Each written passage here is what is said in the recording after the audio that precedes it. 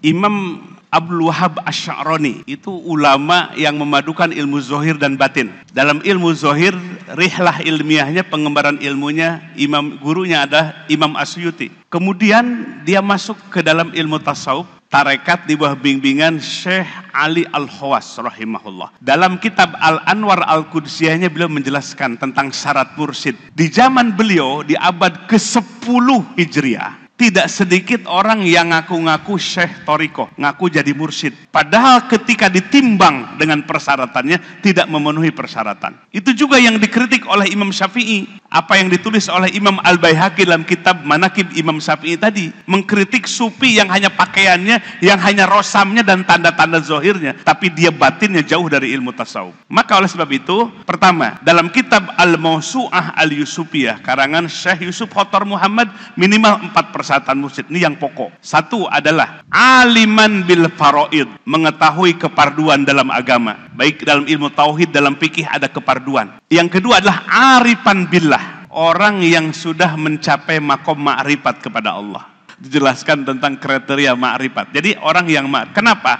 Sebab mursyid ditugaskan mengajak murid-muridnya supaya ma'rifat kepada Allah. Ma'rifat kepada Allah, kata Imam Ghazali, adalah a'lamul ulum, ilmu yang paling tinggi. Itulah ilmu mengenal Allah, bukan dengan pikiran mengenalnya, tapi dengan kolbunya, zauk dan musyahadah, mencicipi sifat-sifat Allah dan menyaksikan sifat-sifat Allah.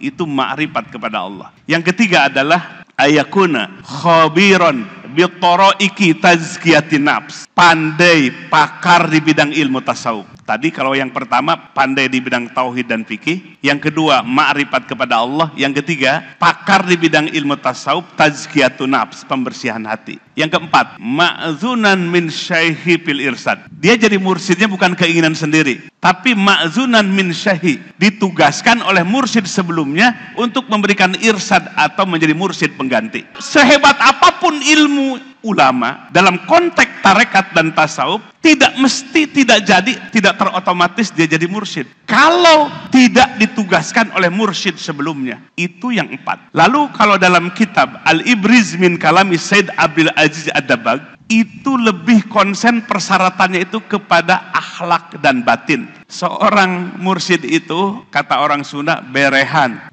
karim, mudah memberi, ringan tangannya, membantu dengan ilmunya, membantu dengan dirinya, membantu dengan hartanya. Yang kedua, lapang dadanya, pemaaf, pengampun, penyantun, penyayang, tidak ada iri, dengki, tidak ada. Lapang dadanya, pemaaf, yang memahami orang lain, yang penuh ketawaduan. Itu dalam pandangan kitab Al-Ibriz min Kalami Said Abdul Aziz Ad-Dabbagh. Dari sini kita bisa melihat itulah syarat-syarat yang ditetapkan oleh para ulama. Dalam kitab Tanurul Qulub ada 15 lebih syarat-syarat mursyid, tapi inilah yang pokok-pokoknya. Seseorang yang punya kapasitas sebagai murabbi ruh, pembimbing ruhani, atau abu ruh yang menjadi bapaknya ruhani, dapat warisan dari Rasulullah SAW sebagai abu ruh, bahwa Nabi adalah bapaknya ruhani seluruh umat, istri-istrinya adalah ummahatuhum, yang jadi ibu-ibu ruhaninya bagi semua kaum muslimin.